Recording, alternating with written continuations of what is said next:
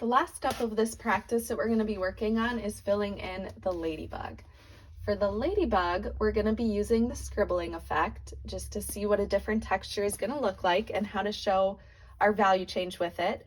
And then in the spots, instead of leaving those black, we're going to practice a technique called stippling. The top of the ladybug is going to be our light value fading into our darker value at the bottom.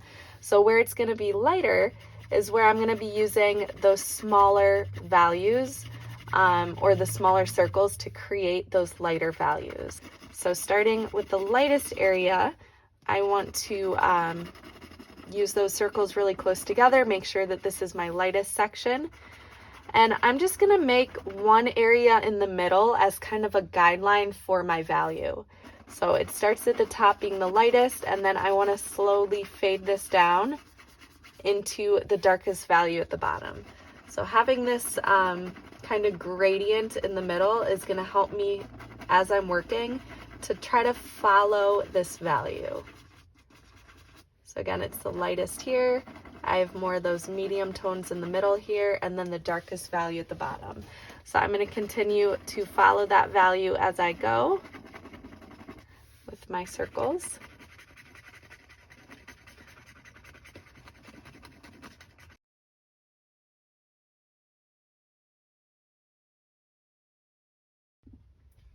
Now looking at my reference picture, this area here has this black line.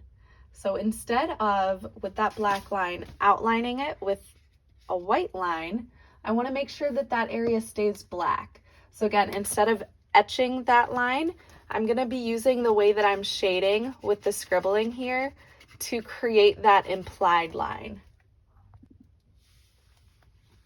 So I'm going to shade in my value above and below that black line to make it stand out. So again, I'm placing highlights and shadows next to each other to create a line versus outline. Now I'm just continuing to build my layers, really emphasizing a smooth gradient from light at the top to a darker value at the bottom.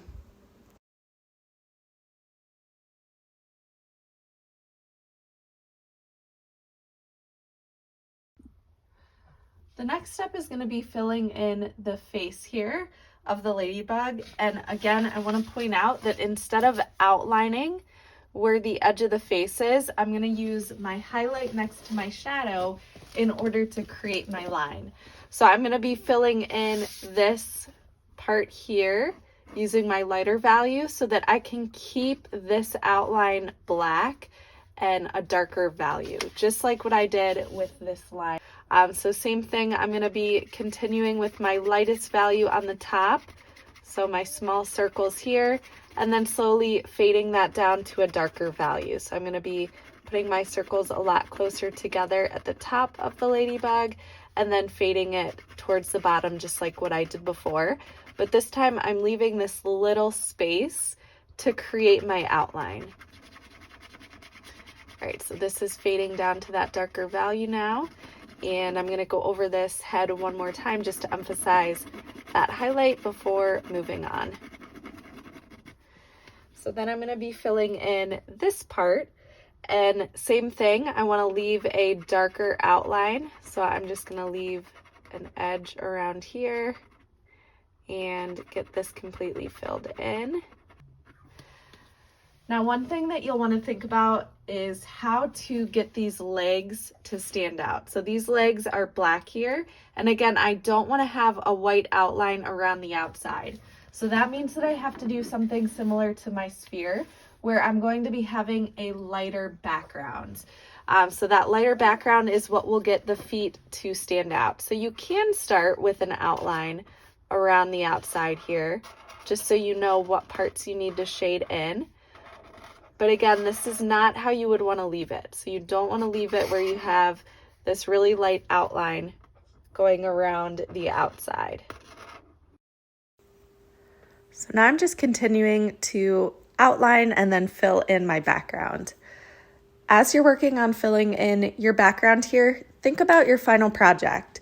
Do you want a white background or a black background? And that's going to depend on if your scene takes place in outer space, or what the value is like in the background of whatever reference picture you're working with. You could also do a combination of both, where you have the light fade into a darker value around the outside. I do want to point out along the top of my ladybug is this darker line, so I am leaving a small gap between the highlight for my ladybug to the highlight of the background. So areas that are light on your object, you want to leave a little bit of a space or gap to create that darker outline. So remember, I don't want a white outline. I want it more to be that darker separation between the light space and the shadow. So as I'm filling this in, I am fading it to a darker value on the outside, which is something to consider for your final project, is if you do want maybe just that light glow or highlight behind your object to make it pop and stand out. And if you want to leave or fade into that darker value as you go towards the outside. The last step of this practice is stippling. So in all of the spots on the ladybug, practice stippling, which is a series of small dots to create your value change. You could do an entire project with these dots. However, they do take some time and patience, so consider that as you're practicing and thinking about the techniques to use for your final project. It does add a different type of texture and a different look, which could be interesting in certain areas of your final project. So consider how you want that to look when you get there. But again, it's just small dots next to each other, so you can see how these are adding a little bit of texture into these darker areas. So go through and try out each of these steps as you put together your ladybug.